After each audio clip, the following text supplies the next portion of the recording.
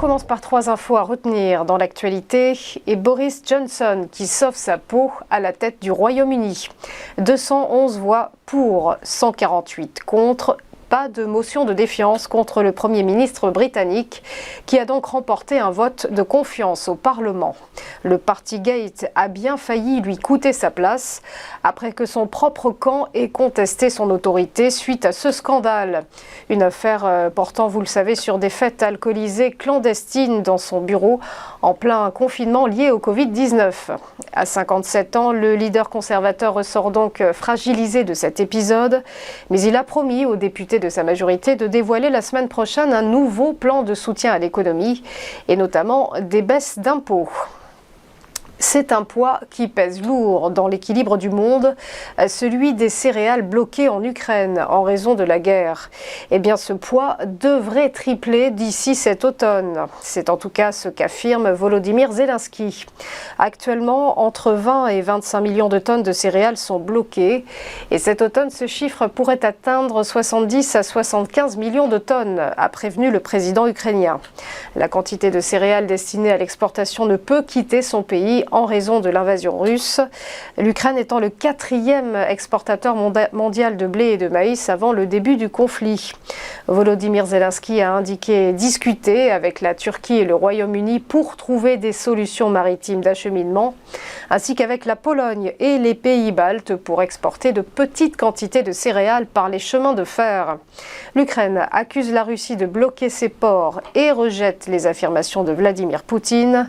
Le président russe qui assurait la semaine dernière que l'exportation de céréales ne posait pas de problème. Enfin, terminons par un nouvel épisode de la saga Elon Musk versus Twitter. Et cette menace sous forme d'avertissement. Le fantasque milliardaire pourrait renoncer à son offre d'achat sur Twitter. Dans une lettre rendue publique, il reproche au réseau social une violation importante et manifeste de ses obligations. Elon Musk demande ainsi à Twitter de lui fournir les données qu'il réclame sur les faux comptes d'utilisateurs. Se présentant comme un défenseur ardent de la liberté d'expression, il a remis en cause la sincérité des données publiées par le réseau social, selon lesquelles les faux comptes représenteraient moins de 5% de sa base d'utilisateurs. Musk affirmant que la proportion réelle pourrait dépasser les 20%.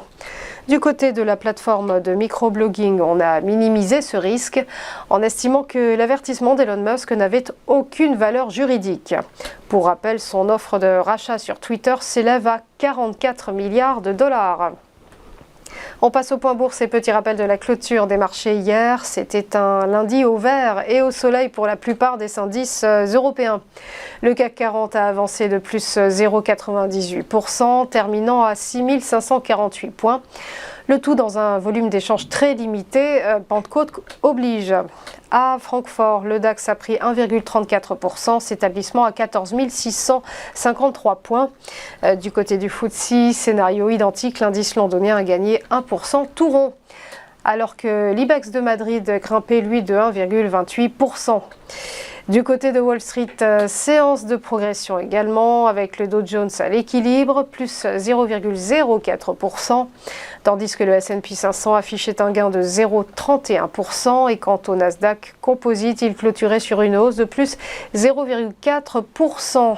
Enfin, un mot du Nikkei, l'indice de Tokyo, qui ce matin termine lui aussi sur une note positive, une légère note positive, plus 0,1%.